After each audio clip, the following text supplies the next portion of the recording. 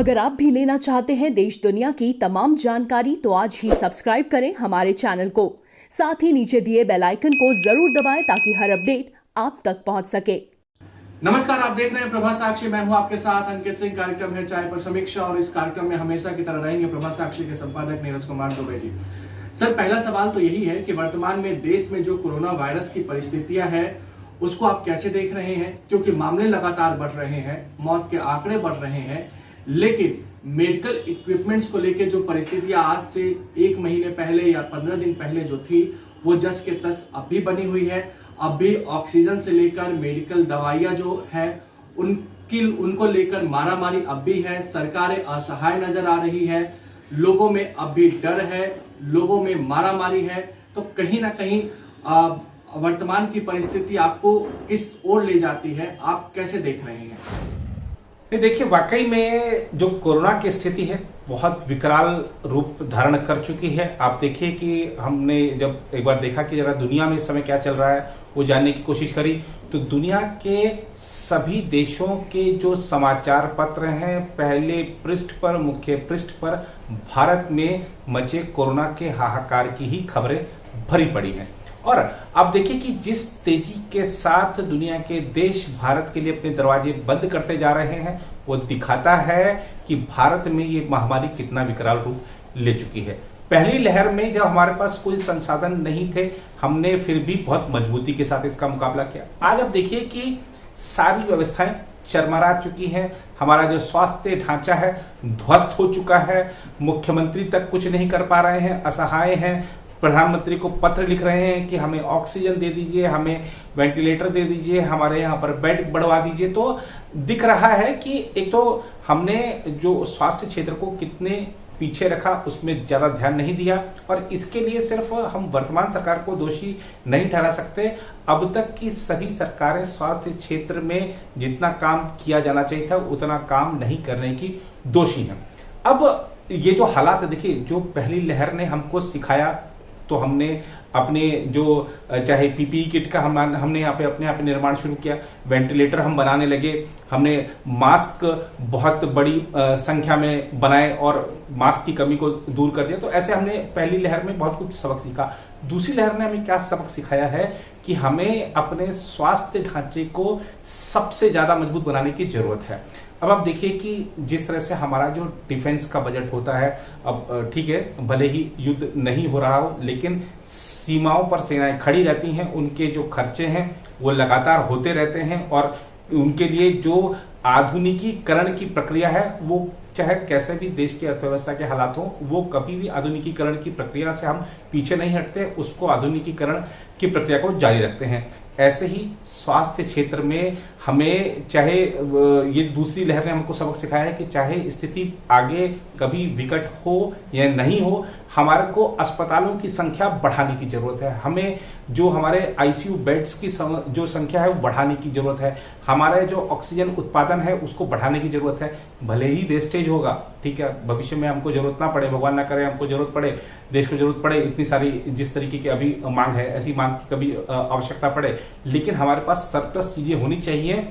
अगर वो वेस्ट होता है तो आप वेस्ट होने दीजिए कि जरूरत नहीं पड़ रही तो वेस्ट हो रहा है, लेकिन अगर जरूरत पड़ गई तो वो जान बचाने के लिए वही काम आएगा। और यही दूसरी लहर ने हमको सिखाया है। हमारा जो स्वास्थ्य क्षेत्र का जो बजट है वो हमारे डिफेंस बजट से भी ज्यादा बड़ा होना चाहिए। इस समय हमको दिखा रहा है हमारे स्वास्थ्य की सुरक्षा भी इतनी ही जरूरी है, ये हम सबको अब गांठ बांध लेनी चाहिए और इसको देखते हुए हमें अपने आगे कदम बढ़ाने चाहिए। हमारे जो अगर बजट में अब भी कुछ संशोधन किया जा सकता है, स्वास्थ्य क्षेत्र में जो हमारा एलोकेशन हुआ था, जो अभी हमारा पूर्ण बजट आया था उसमें तो और एलोकेशन बढ़ाया जाना चाहिए। और इस समय जो हालात दिख रहे हैं, आप देखिए कि भले ही देश में लॉकडाउन नहीं लगा है, लेकिन बहुत सारी जैसे राज्य सरकारों ने लॉकडाउन अपने अपने स्तर पे लगाए हैं।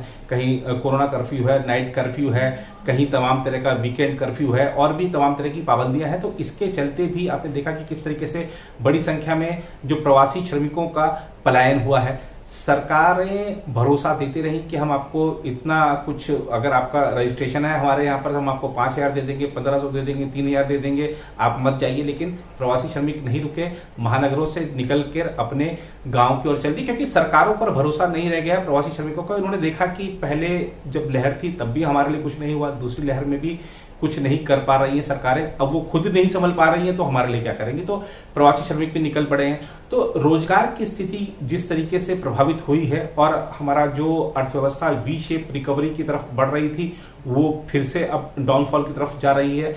तो ये एक और समय है जब आरबीआई को पहल करनी चाहिए, वित्त मंत्रालय को पहल करनी चाहिए, लोगों को कुछ ना कुछ राहत देनी चाहिए, चाहे करों में कमी के माध्यम से हो, चाहे हमने जो किस्तें कुछ समय के लिए स्थगित करी थी उस के माध्यम से हो। ये सही है कि हमारा जो देश की इस समय जो वित्तीय स्थिति है वो बहुत ज्यादा अच्छी नहीं है, लेकिन फिर भी आम आदमी को राहत दिए जाने की सख्त जरूरत है और केंद्रीय स्तर पर पहल करनी ही चाहिए। क्योंकि हमने इस बार लॉकडाउन नहीं लगाया है तो हम कोई पैकेज नहीं देंगे, ऐसा नहीं होना चाहिए। और स्वास्थ्य क्षेत्र में अब एक मिशन के मोड पे, जैसे हरित क्रांति आई थी, एक मिशन मोड पर हम थे तब वो आ पाई थी, ऐसे ही अब हमारे को स्वास्थ्य क्षेत्र में एक क्रांति की जरूरत है। हमने देखा कि हमने हमारी जो वैक्सीन डिप्लोमेसी थी उसने दुनिया भर में हमारा जो नाम था बिल्कुल ऊपर कर दिया कि भारत ने महामारी पर विजय पाई और भारत ने वैक्सीन भी बना दी, कम समय में बनाई, सबसे सस्ती बनाई, सबसे प्रभावी बनाई। और भारत दुनिया के देशों की मदद कर रहा है। अपने लोगों की पूरे लोगों को वैक्सीन नहीं मिल पा रही है, उसके बावजूद भारत दुनिया के देशों की मदद कर रहा है, एक संदेश गया था। लेकिन अब महामारी में भारत नंबर 1 हो गया है। पूरी दुनिया में इतने आंकड़े नहीं आते जितने भारत में आते हैं। भारत में मृत्यु दर बढ़ रही है। तो दुनिया के देशों में एक छवि का मामला जो अगर आता है, छवि की बात आती है, तो भारत की छवि जरूर प्रभावित हुई है। इसको देखते हुए सरकार को अब आगे और ज्यादा सतर्क तरीके से कदम बढ़ाने की जरूरत है। और हमको एक चीज और देखनी चाहिए कि हमको ये सब कुछ सिर्फ सरकार पर नहीं छोड़ना चाहिए, हमको खुद से भी सवाल पूछना चाहिए। हम सरकार पर सवाल तो उठा देते हैं कि आपने ऑक्सीजन का प्रबंध नहीं किया, आपने इसका प्रबंध नहीं किया, आपने बेड का प्रबंध नहीं किया, क्या यही 21वीं सदी का भारत है, क्या यही न्यू इंडिया है। लेकिन हमको ये भी देखना चाहिए कि क्या हम कोरोना गाइडलाइंस का पालन कर रहे हैं। अगर मैं घर से बाहर निकल रहा हूं तो क्या मैं मास्क लगा के निकल रहा हूं, अगर मैं बाहर जा रहा हूं तो क्या मैं सोशल डिस्टेंसिंग का पालन कर रहा हूं। अगर हम कोरोना गाइडलाइंस का पालन नहीं कर रहे हैं तो हम सरकार का सिरदर्द बढ़ाने में सहायक बन रहे हैं। अगर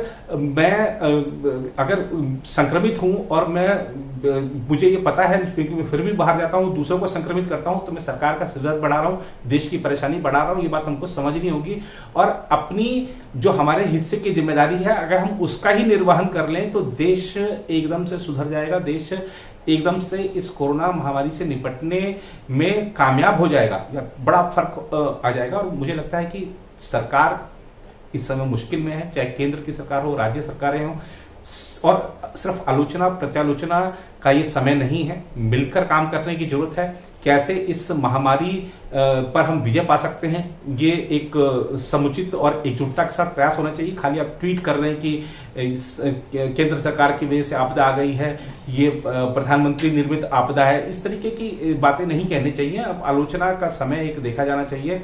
मेरा ट्वीट पढ़ के उस पर इतने रिट्वीट हो गए, इतने लाइक हो गए, उस पर नहीं पढ़ के हम क्या कर सकते हैं। हमको देखिए आलोचना का हिस्सा नहीं बनना है, हमको समाधान का हिस्सा बनेंगे तब हम हमारा जो कर्तव्य है देश के प्रति वो निभा रहे हैं ऐसा लगेगा।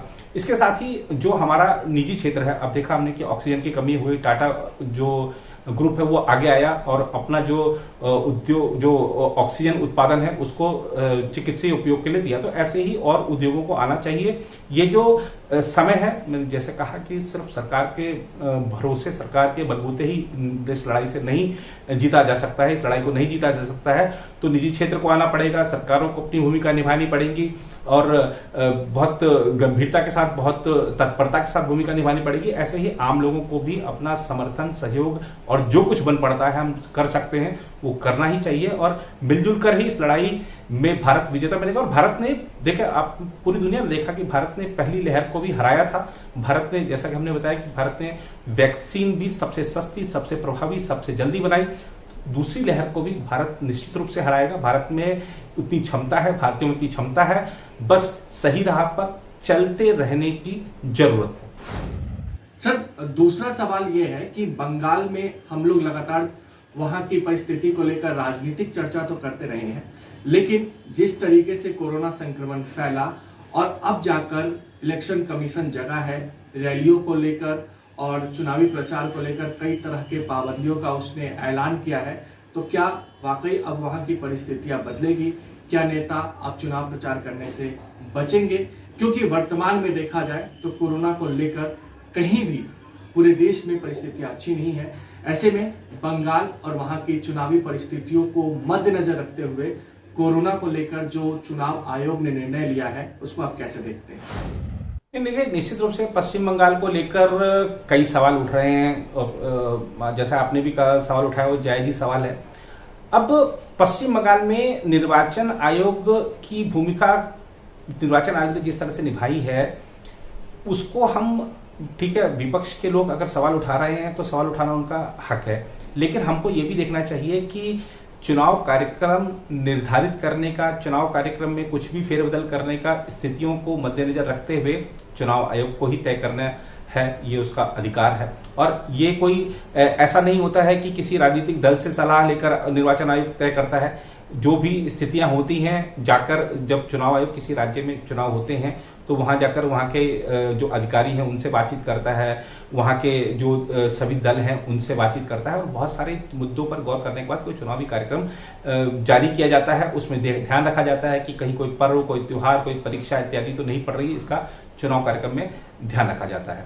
अब इतना लंबा चुनाव कार्यक्रम जो रखा गया है, पहले इस पर सवाल उठाए गए, लेकिन आपको बता दें कि 2016 में जब चुनाव हुए थे उससे 11-12 दिन ये कम का चुनाव कार्यक्रम है इस बार। ठीक है, चरण ज्यादा है, लेकिन अगर हम पूरा देखें कि दिन कितने कम है तो पहले से 12-13 दिन कम है, ऐसा चुनाव आयोग ने टीएमसी और कांग्रेस को जो चिट्ठी लिखी है, जवाब दिया है जो, उसमें बताया भी है। अब ये बताया गया कि भैया सवाल उठ गया कि ये 6 चरण के बाद ही चुनाव आयोग ने क्यों सख्ती दिखाई।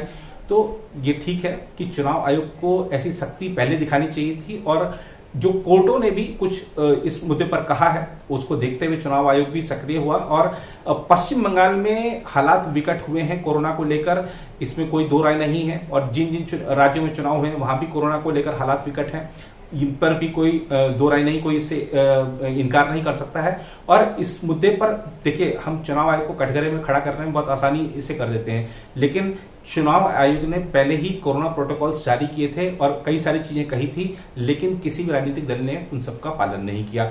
हमने जब सूची चुनाव आयोग जारी करता है तब तो बड़े खुश होते हैं, और आचार संहिता की बात हो, चाहे नियमों की बात हो, कोरोना प्रोटोकॉल्स की बात हो, किसी चीज का पालन नहीं हुआ है तो इसके लिए राजनीतिक दल दोषी है, ना कि चुनाव आयोग दोषी है। और अब चुनाव आयोग पर ये जो कहा जा रहा है कि छठे चरण में क्यों सख्ती हुई और प्रधानमंत्री ने अपनी रैलियां रद्द कर दी, गृह मंत्री ने अपनी रैलियां रद्द कर दी, तो कहा जा रहा है कि अब आपने 500 की लिमिट लगा दी है। आलोचना किसी भी मुद्दे पर की जा सकती है, लोग कर रहे हैं, लेकिन अब चुनाव आयोग को लगा कि इस समय स्थिति गंभीर है और अगर अब हस्तक्षेप नहीं किया तो स्थिति विकट हो सकती है, तो ऐसा निर्णय किया गया है चुनाव आयोग की तरफ से। और हमारे को चीज ध्यान रखनी चाहिए कि हमारे जो संवैधानिक संस्थान है, हमको उनकी आलोचना से बचना चाहिए। ये राजनीतिक दल जो आलोचना कर रहे हैं चुनाव आयोग की, जब चुनाव आयोग को ज्यादा अधिकार दिए जाने की बात आती है तो ये सब पीछे हट जाते हैं। क्यों नहीं ये एक विधेयक लाकर एक ऐसा कानून बनाते हैं जिसमें चुनाव आयोग को और असीमित अधिकार दिए जाए? क्यों नहीं करते लोग? जब सत्ता में होते हैं तब कुछ और बोलते हैं, विपक्ष में होते हैं तो कुछ और बोलते हैं। चुनाव आयोग को मजबूत करने का काम कोई नहीं करना चाहता है, क्योंकि चुनाव के समय अब देखते हैं जब लोग चुनाव आयोग ने कभी 48 घंटे का बैन लगा दिया, किसी पर 24 घंटे का बैन लगा दिया, तो सबके सब फिर जाते हैं, आप अपील दायर करते हैं कि नहीं ये गलत है, आप इसको कम करिए, अवधि को कम करिए या इस आदेश को हटाइए। तो देखा, अब इसमें कोई भी राजनीतिक दल हम कह सकते हैं कि दूध का धुला नहीं है। और अब जो हालात हैं उसको देखते हुए अगर हम बात करें, पश्चिम बंगाल में जो 6 चरण का मतदान हो चुका है, 2 चरण का बाकी है। चुनाव आयोग कह चुका है कि पूर्व का जो निर्धारित कार्यक्रम है उसके अनुसार ही मतदान कराया जाएगा। और अब कुछ स्टेप उठाए गए हैं और गंभीर स्टेप हैं कि ठीक है, जो पहले 48 घंटे पहले चुनाव प्रचार बंद होता था उसकी 72 घंटे अवधि हो गई है।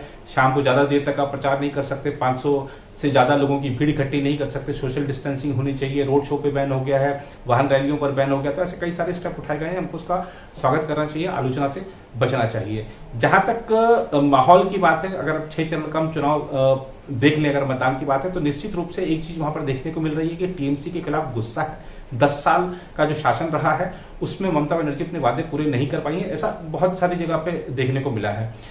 और खास बात यह है कि इस बार के चुनाव में जो वाम दलों के कार्यकर्ता हैं वो बीजेपी का सपोर्ट कर रहे हैं। बीजेपी का अपना तो कैडर वहां पर है ही, और टीएमसी से जो लोग बीजेपी में गए हैं वो तो बीजेपी को सपोर्ट कर रहे हैं। सबसे बड़ी संख्या जो वहां पर हमारे सामने जो रिपोर्ट्स आ रही हैं या जो ग्राउंड रिपोर्ट्स हैं उनके माध्यम से हम आपको बता सकने की स्थिति में है कि वामपंथी दलों के कार्यकर्ता बीजेपी को सपोर्ट कर रहे हैं, क्योंकि वामपंथी दलों के कार्यकर्ताओं को लगता है कि इस समय टीएमसी को सिर्फ बीजेपी हरा सकती है। वाम दलों का, कांग्रेस का और आईएसएफ का जो गठबंधन हुआ है वो इस स्थिति में नहीं है कि टीएमसी को जरा भी टक्कर दे सके। तो जो स्ट्रांग नजर आ रहा है उसके साथ जा रहे हैं, और वहां पर एक नारा भी चल रहा है कि ठीक है 21 में वहां पर बीजेपी आएगी और 26 में कम्युनिस्ट आएगी। तो कम्युनिस्टों का जो वामपंथी कार्यकर्ताओं का ये कहना है कि इस बार हम बीजेपी को लाएंगे और अगली बार बीजेपी को हरा के हम वाम दलों की सरकार लाएंगे। तो अब अगली बार क्या होगा वो अलग बात है, लेकिन इस बार का जो चुनाव है वो सब दिख रहा है वहां पर कि कौन आगे है। अब हमने देखा था कि चुनाव शुरुआत हुई थी तो बहुत कड़ी टक्कर मानी जा रही थी, लेकिन बीजेपी फिर भी अगर हम कह सकते हैं 6 चरण के बाद कुछ बढ़त में है। ये बढ़त कितनी होगी तो चुनाव परिणाम ही बताएंगे कि जनता ने क्या जनादेश दिया है। लेकिन अगर हम कुल मिलाकर देखें तो पश्चिम बंगाल का जो चुनाव है और अब तक का जो प्रचार हुआ है उसमें जो बुनियादी मुद्दे हैं वो सारे हवा हो गए। ना बीजेपी ने उठाए, ना टीएमसी ने उठाए। टीएमसी इसलिए नहीं उठा रही है कि उसकी नाकामियां सामने आएंगी। बीजेपी भी कुछ और मुद्दों को, चाहे घुसपैठ का मुद्दा हो, चाहे अन्य मुद्दे हो, सीए हो, ये बाकी सब मुद्दे उठा रही है। तो अब देखना होगा कि बंगाल की जनता किस पक्ष निर्णय देती है। लेकिन एक चीज ये है कि वहां पर बीजेपी का जो घोषणा पत्र आया है उसने बीजेपी की बढ़त को बढ़ाने में बहुत महत्वपूर्ण योगदान दिया है। फिलहाल उनको अभी 2 चरणों का वहां पे मतदान बाकी है, और जनता जिस तरह से वहां पर भारी मतदान कर रही है कोविड की परिस्थितियों के बावजूद, वो दिखाता है कि शायद वहां पर बड़ा बदलाव होने जा रहा है। हालांकि पश्चिम बंगाल के मामले में हमारे को एक चीज और ध्यान रखनी चाहिए कि वहां पर हमेशा भारी मतदान होता रहा है। अब 2 मई तक का इंतजार करना चाहिए कि क्या होता है। फिलहाल तो और खासतौर पर हम अपने दर्शकों को बताना चाहेंगे कि 2 मई को आप हमारे साथ सुबह 7 बजे से जुड़ सकते हैं सारे ताजा अपडेट्स के लिए।